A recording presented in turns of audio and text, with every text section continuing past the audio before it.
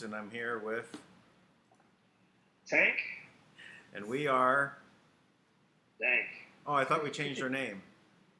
Oh, that's right. What did we change it to? I was just catching you off guard, yeah, because we didn't change it. We didn't come up with a name. We still have to do that. But whatever we're called, we're here. Yes. Yes, indeed. That's true. We are here. The persistent presence. The persistent presence would be a great name. We are the persistent presence.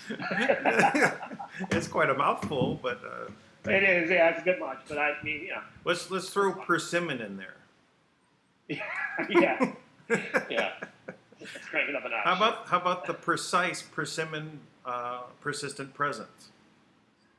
Yeah, it's a bit much. I think it doesn't roll off the tongue. Yeah, but I like where you're going. Sometimes it happens that way. It just pops out, and you go like, I think that's how Dank came out. I was clowning around with Dank, and I totally. When I made Dank, I had no idea that you were actually part of the, like legalizing, cannabis in California, right? Right. That's the reason for. So, who knew? Yeah. Well, sometimes I feel like I could use some Dank, but it's been quite a long time though. It's been a while. I fall asleep immediately, and I hate the feeling of that, of just feeling exhausted. So, no. Well, that's when I actually would use it. I would medicate myself with edibles in the evening, maybe about maybe once or twice a week, and then I would end up with 10 hours of sleep. That would be that's a good downtime. Let's put it that way. Yeah, I guess so. You get a fully recharged, but it does add to your health. Anyway, that's another whole topic. But let's get around to what's going on the Manna World Holding Trust side of things, because that's a lot of people are interested to see where that is. And you were telling me some stories, so you want to? Yeah. So there's one piece I'm not really sure that I can share, but I'll say that there was a deadline that Kim put out there. The gentleman from the tables, he's the representative, right? So that means he's not officially, part of the hierarchy of the tables, right? The beneficiaries. He's basically the one who's the human who actually is, innately humanitarian, right? And so he is, and he's very persistent, right? Like no matter what, he hasn't been discouraged once. He just keeps coming back and saying, "Oh, well, thank you. Thank you for continuing to talk to me." And Kim's been very patient with him because of it, right? So, so we've been back and forth. So he actually, and this I think I will share it. He wrote a really beautiful email explaining the depths of all this stuff, right? And acknowledging what's going on. And I thought he did a great job summarizing it. He really well written. And kind of talking about this effort, right? And, who's actually representing Kim. And then discussing about these, she controls the assets. And he mentioned this account called the Princess of the Bayou account, right? So the tables, they lay claim to this Princess of the Bayou account. So when this came up, the gatekeeper got very upset, very angry, and responded with, "Well, she stole that," right? He kind of accused Kim of stealing it, right? And okay. It was, a little hostility. So, and then they said that Kim, that she stole it, and the misunderstanding they had was they said that she was given that account directly by her predecessor. Well, that's true. If that account exists, that's true. And then they said, but very soon, her predecessor will be in control and have it back. Well, that's not true, right? Because her predecessor is gone. So that was it, right? So Kim tracked it back, and she read, I guess she figured it out, right? That the tables is actually part of another, I guess, like secret society, which I believe is like the gin, right? And they're called the hooded ones, right? And so they were kind of over, like their king would be like the head of the military. Now this woman confirmed that, the gatekeeper, because she said that the head of the tables spends more time at the Pentagon than anywhere else, right? And he's always there. So obviously, if that guy, he should know who Kim is, right? If he's so important with his money, could be potentially he's the problem or the solution. It's hard to say. Right. Like so. But I mean, obviously, like so. But come to find out, so this guy made a great suggestion. He's like, why not, take somebody and somebody else and put them in charge of the disbursement, who you trust, right? And she goes, like, put Steph in there. And this is what the guy says, put Steph in there, and he can control the disbursement and work with the tables, and then we can begin actual humanitarian funding, right? And that's a great idea. And Kim was like, well, the only problem with that is there is no Princess Bayou account. It doesn't exist, right? So for anybody out there who doesn't know this, this is the way that this has gone on for so long without any progress, okay? This is what's happened. Because they have not had access to the trust since 2007, what they would do is they would trade in favors, right? So people, they would get people to do things for them, and in return, they would, fabricate some account, like the Princess Bayou account. They'd say, we will make you the trustee of the coveted Princess Bayou account. Now, the Princess Bayou account, now you have to do from there is create a story, right? Princess Bayou account goes back to the, It sounds like spiritual white boy account. Yeah, White Spirit Boy. Like, who named that account? White Spirit Boy. That is the worst name I've ever heard of. But anyways, White Spirit Boy, my gosh. So, anyway, so now, that's what I've seen them do things like this. I've spoken to many people, like, who think that they're over all these accounts, and they always think they're over it, right? They have great documentation to prove it, right? And some cabal court somewhere has upheld their authority over it, and things like that. And so this happens all the time. It happens all the time. So they basically, they have this misconception that they're over it, right?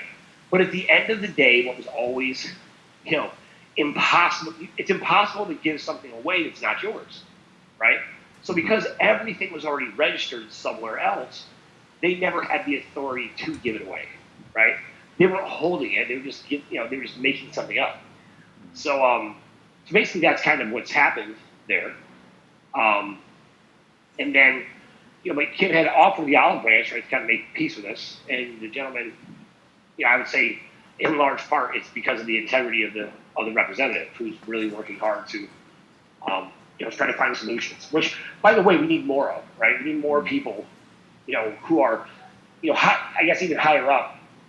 But let's just say that, because he's really great. Like, he doesn't respond to any, negativity or, like the woman attacked him, and the next day he just went right back in and made peace with her, And he talks about, like, he doesn't take sides, which I don't agree with. I do think you have to take a side, because you just have to. At the end of the day, it's like you can't have it both ways, right? I can't say, I'm for the people that eat people, that eat human beings as dinner, and I'm for humans. No, you can't be for both, right? Because one is destroying the other, right? So that happened. Now, so in this, Kim did say she put a very specific date. She said after X date, and I'm just not going to say it's, I didn't ask if that's okay to share. She goes, there's no more olive branches offered. There'll be nothing else. We're done. Like, and that to me is something I've been waiting for so long, because that means that Kim has absolute control now, right? Or at least by that date. And it's not hinged on them doing anything. Right. You're saying regardless, no matter what, this is what's happening. So that to me, pretty exciting. It's pretty encouraging. Because we waited a long time for that kind of. Well, yeah. So it's interesting. It's in their, they're compartmentalized just as much as anyone else was, right? the ring within the ring within the ring. So you're on one of the rings and it's spinning around, and you see the others go by. You don't know where you're coming or going from. You kind of have a general reference of what your position is. So they think they're on top of the world, the tippy top, and they're Right. Well, and you never know. Like, it's always like somebody in there who knows something, right? And it could be, like I don't know, but I've been learning just in the explanations. Like I've heard these explanations of the order several times, but as you see it operate and play out, I have a greater appreciation for how why this is so difficult is you're going through layers and layers and layers and layers of an order of authority that mostly revolves around energy, right, and the control of energy, right, and the control of the jinn and the demons that can plague humanity with fear, I guess, and then and also the energy that is money, right? I mean that's all. Money is just energy, right? Mm-hmm. So so people are like, it's not about the money. I'm like, well, how can it not be about the money, but it is about the energy, right? Because mm-hmm. that's all money is, right? It's just a symbol of the energy, and it was actually put in place on the planet to help control the energy, right? Right. So direct it. Yeah. So yeah, so that was really interesting. That whole interaction. We did get I did get approached by a group that is like a contractor for one of the major world powers governments, and they help them do the clearing for their accounts, and they were completely transparent and got me the passport of the person I was talking to and complete complete documentation, evidence of who they are, what they do, and what's great about this one, right, is this is one of the accounts that they prepared everything to bring this money in for humanitarian projects because they were approached by the Kingdom of Manna. And when the Kingdom of Manna came, they came in with all these great promises, all the wonderful humanitarian things they're going to do. And from that, which, by the way, 2%, less than 2% of all funding for humanitarian projects has ever made it to the project owner, for the record. So the gentleman from the tables, we've been talking, he keeps saying they bring in money for humanitarian projects every day. So whenever you hear humanitarian projects, I'm going to give you a little tip, okay? Whenever you hear that, it's code for money laundering, okay? So what they do is I would send money, right? Let's say I need to send money to myself in the Philippines, right? So now I need somebody to receive that money for me, but I'm going to do humanitarian projects in the Philippines. So I give Dan 50% of the $1 trillion so that he'll receive the money for me. And then I take only 50% of my own money for humanitarian projects I'm going to use there. And then, what happens? Nothing. No humanitarian projects, nothing. It's just the way that the money's laundered, and I paid Dan to be part of my crime. Now, that happens. That is always going on. That's why Deutsche Bank was 95% of their transfers they do were fraudulent. Because there wasn't money, right? So I've seen these offers before, right?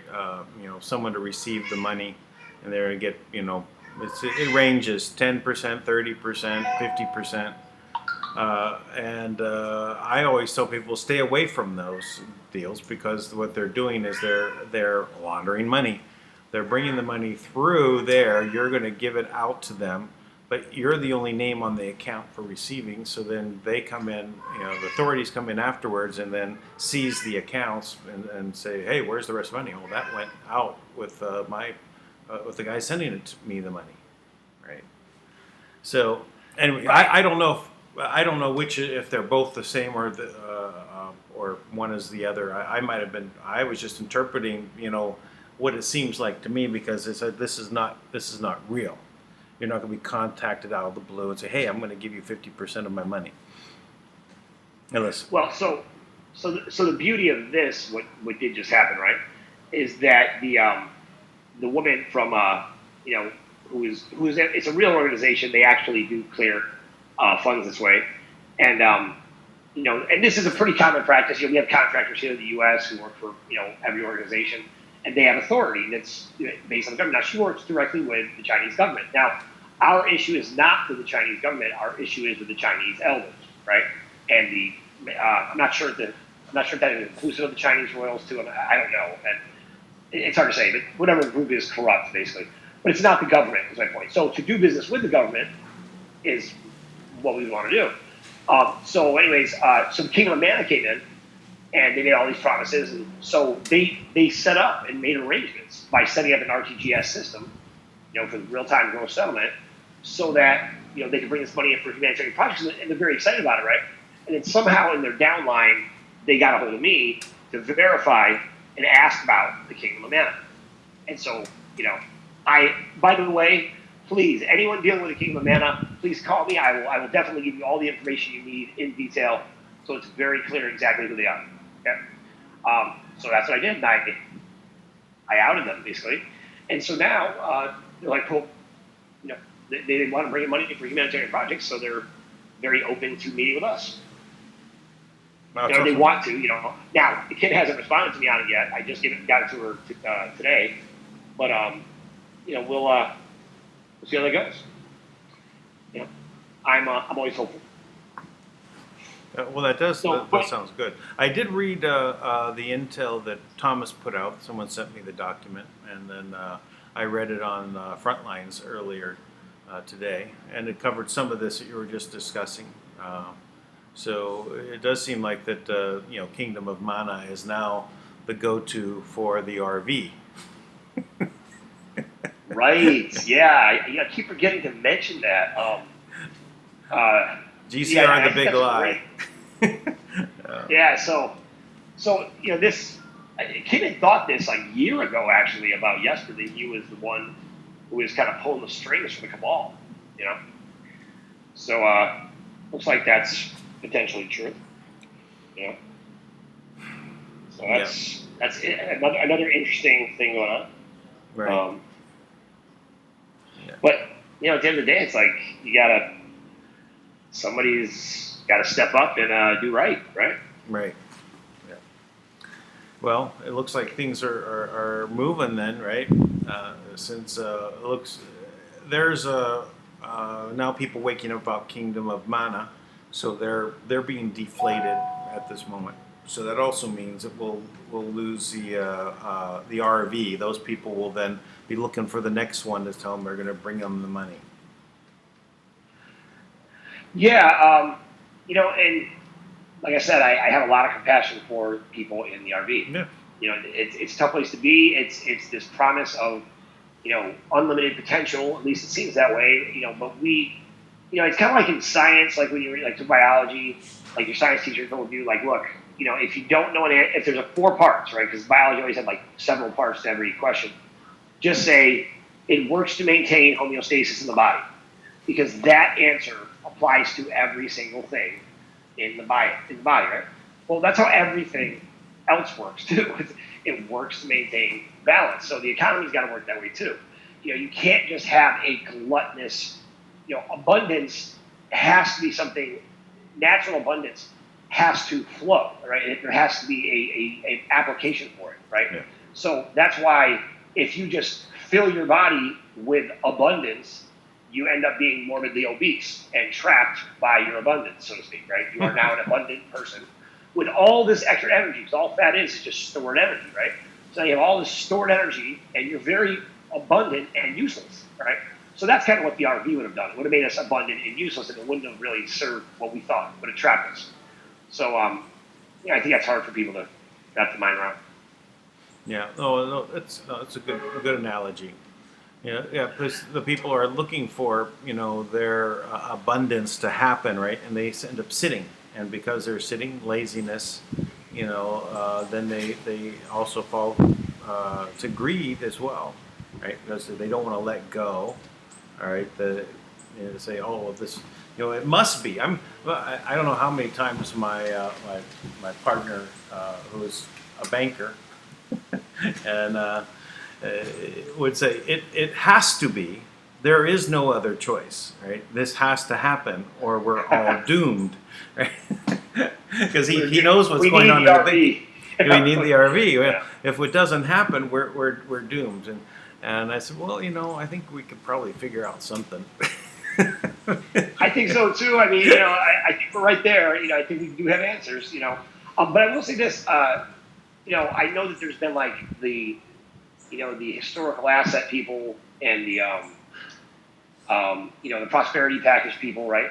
And I get it. These are all answers in a sense, right? That people came up with, but I don't hear many people that are actually like explaining, well, this is how it would work, and this is what we can do, and this is how we'll do it, right? And that's what we're trying to do.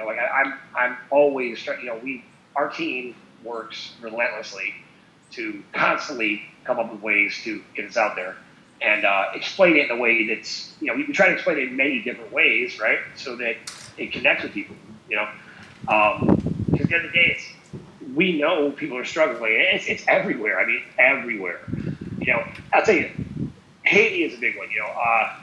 I will say we're actually approaching this group that raises money for things and actually helps get supplies and things like that. I do need help getting pharmaceuticals and things like that down to actually what I would prefer, not pharmaceuticals, but to get like nano silver and colloidal silver and large supplies of that down to Haiti. They are plagued right now with various viruses that they're not even sure how to identify. But I'm certain that these viruses can't survive in the presence of nano silver, as we've learned from several doctors. And they've tried to suppress this. This was actually taken into the Congo and shown to actually eradicate the Ebola. So the logical conclusion will be, we'll fund that then with grant money so you save people. But they clearly didn't want to save people because they completely, put it on a media blackout. They hid the research on it, unfortunately. So, but we're working with a group directly in Haiti. They're trying to rescue children and, just kind of, stop the bleeding as much as they can. But it's a really dangerous environment. It's going to take, a military presence at some point. But in the meantime, I just, anything we can do to help alleviate that, I really want to put forth our effort. There's things going on there that no one knows about. And it's because they've been blocked by the Clintons, right? So they've been completely just, isolated, and no one even talks about it, right? So we're starting to get video in of what the real conditions are like, what is really taking place in Haiti, and the real story. And I did an interview the other day that we're gonna, probably hit the SP project here, the next couple of days. That is like, so I knew it was bad, but they talk about the Senate walking out, from making some vote and killing all the Senate. Like on the spot, I'm like, how did that not hit the news anywhere? Right. I've never heard that before, right? That's the amount of control they have over the media, right? Like that. There's horrible conditions. No. So. Oh, I muted myself. I said, yeah, that's how they control everything, is by just limiting the news. They have such control over it. That's why it's good we have Trump tweeting, right? If someone removes a tweet, then everyone looks. Oh, hey, where'd that tweet go? So it's hard for them to censor him. And then, I blew up Eric Holder today. Eric Holder tweeted out, right, and I can just hear the. If I was my friend, I'd say something different, but I could hear the punk in his voice. I'll say, right. And when he wrote this tweet, he's like, I just stopped following our president because I have never seen a more hateful, demeaning, and racist threat, right? And then he wrote, I can't believe I wrote that. I'm like, okay, drama queen, relax. I'm like, first of all, so I texted him back and I'm like, well, based on the new deep state definition of racism, AKA being white, right? Because if you're white, you're racist, like, across the board, right?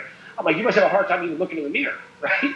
Because the only way to not be a racist, apparently, according to them, and be white is if you're constantly advocating for groups, no matter what they do, right? Now, these are groups that if you advocate for them, you're not a racist. So you can use the label if you advocate for them. But if you use the same label that they define themselves as, such as jihadists or Islamic radicals, right? if you mention those words in your wife, you're a racist, right? If you say anything negative about them, you're a racist. But these are labels they chose. These are actions that they were clearly documenting, that the FBI has identified in every single state of training camps that are cells with the intent and attitude and the plan to actually, infiltrate and take over areas, the government, and wage war. I mean, it's known. So, but if you talk about it, you're a racist. So any kind of accountability, you're racist, right? And it just drives me crazy. I'm like, are you serious? Like, you really think, like, you're just appalled? What is Trump saying that's racist, even remotely, right? Nothing. All he's saying is this is happening, right? This is happening right now. Right. And because he doesn't want to go along with the agenda, which is what presidents normally do, which is just, not talk to anyone, right? Don't say a word, just, play a role, right? Be the lackey for the rest of us because this is our system that we use. Because he won't do that, they're furious, right? They can't imagine. Why would you do what we tell you? It's like, don't you know that Satan's watching?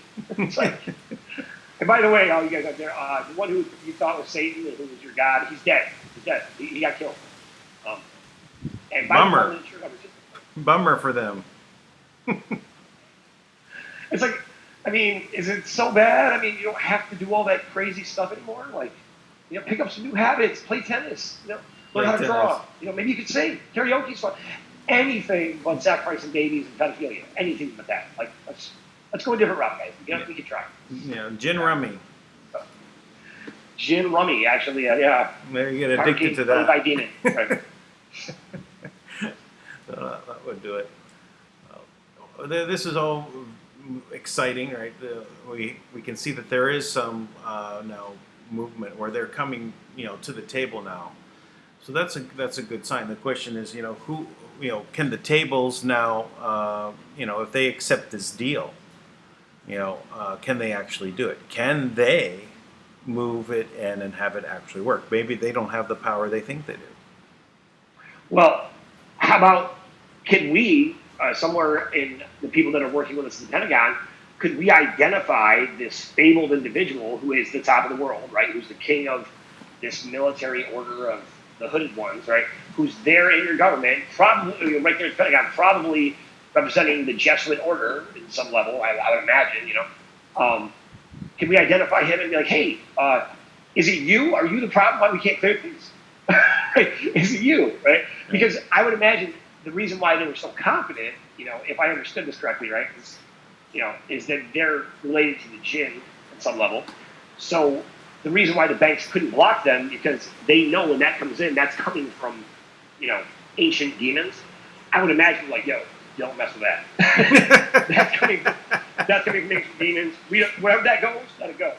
Yeah. So I would imagine, we just gotta work with the tables. But the tables say they're bringing in money for humanitarian projects every day. So even if things don't work out with us, apparently we should see major humanitarian efforts exploding, right? Like you see, because they're bringing in money every day. Yes. Where is it? All these humanitarian projects taking place, right? All these amazing things that are happening, right? Bullshit. They don't do anything. If they were doing anything but pocketing money and ripping people off, like, isn't Haiti filled with humanitarian efforts? Right? $16.5 billion raised for Haiti. Yeah, well, they've got whole box loads of cash sitting there under lock and key. That's doing everyone a lot of good. Oh yeah, you didn't see the photos and the video of it with Red Cross on the box, Red Cross boxes of cash. I didn't know Red Cross has delivered boxes of cash. That's very convenient. Yeah, well, the way to move blood around too, right? They can move cash, they can move blood. So yeah, well, yeah, I mean. What I know that it's strictly cash there, right? And they also, the gentleman actually told us, like, and it's replaced some of these other offshore accounts as being like the number one place to launder money, right? Because it's the wild, wild west mixed with Sodom and Gomorrah, right? It's like, it's a living hell there.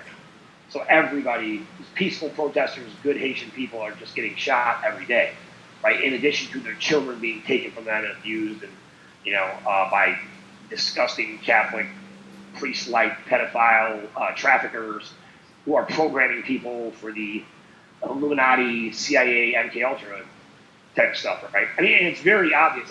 I don't know if you got this. I mean, I think Thomas shared it on his show. We put this out about the Bohemian Grove stuff. And if you look at the Bohemian Grove stuff, I mean, I have talked to a dozen people in the past 3 weeks that describe everything like that happened to them. You know? And there's a movie coming out right now called I think it's called The Hunt, right? It's about hunting human beings. Oh. Yeah, and it's actually I can't remember her name off the top of my head. For sure, somebody in your chat will mention it. But she's on Twitter and I follow her, and she was part of it. She was raised in low-lying families, and she was actually submitted to a human hunt, right? She was one of the kids running in the hunts, and that's what they talk about in this movie. And so she said it's a documentary. It's real. So sleep well tonight. Lock the doors. Get out your sneakers. Yeah. Imagine how much free time these guys have, right? They got nothing to do. Nothing to do at all. So. Yeah. I know that there was a scene in Hellboy where they were going and hunting for giants, right? Right. And then, they were going to hunt Hellboy at this point. This was the new Hellboy film. It was out, I don't know, 4 or 5 months ago. And he had, they had this. You remember that famous picture of the Rothschilds where they're kind of at a party and one's wearing like this whole like deer's head? Oh yeah. The guy that was the head of the hunt wore this thing on top of his head. Yeah. The actual symbolism. See, I hate that they've stolen our symbolism, right? Like, you look at these pedophile rings, right? And they take, they have all these symbols that mean different things, right? So they have one of them that's like a swirling, Sure. Like boy love. The boy love one. Yeah. Now, right, yeah, like whatever it is, So, well, if you look at that symbol, it's repeated in nature over and over again, right? It's on seashells, it's in Fiji, it's in the solar systems, right? It's the natural spiral, it's the natural spin of creation, right? And I hate that they made it and they perverted it, right? Right. Well, they put an edge to it, right? Because now it's 3 corners, or it's just a triangular as opposed to a circular, right? So yeah, they distorted it. So, and that to me is amazing, right? So you can tell, well, what was your intent? Well, we're going to box in, into our world of this stuff, of their stuff, and we're going to make it 3 sides of the pyramid, right? Yeah. So you basically you say all creation exists within these parameters. It's the same thing they do with the crucifix, right? The symbol of the cross, right? Is a creative symbol, right? Because in the center of the cross would be like the heart, or like 0 point, which is the origin of creation, and then light extending out infinitely in either direction, right? Showing that creation is unlimited. So then so what they did was they took blood, right? So you put a nail in the hand on one side, nail in the hand on the other side, crown of thorns on the head, so you got blood on top, and then blood on the feet. And then what happens is the unlimited energy that would go out in any direction now becomes limited by the blood or the flesh. So now the unlimited creative energy is now limited to that space. So these are all, part of the covens, the spells that black magic they would use to implement things, right? And so then they took that principle and they, used blood sacrifices for 40 years every single day, 24/7 in the wilderness of Sinai to kind of impose that on humanity so that it's become the norm. So, there's that. Yeah, there's that. Well, so they're taking over. They've taken over what everything that we think of as real and a positive outlook, right? And they basically just allow that to be kind of an illusion, right? And their symbolism is telling us otherwise. Right. So now we know that. Now we know what it is, and so now we're able to fight back. The thing I went over also was this letter from the FBI. I don't know if you picked up on this. It was where they labeled free speech as, people who have conspiracy theories, and they're using the free speech, as their it's our forum, right? To use that, and also the big tech companies, they literally are labeling us as terrorists. Wait, now where is that at? Is there a report on that, like an FBI report? This is a document from the FBI, internal document, that somehow was declassified at the end of May. That it was declassified. Really? So just like a month ago, and it made it out into YouTube.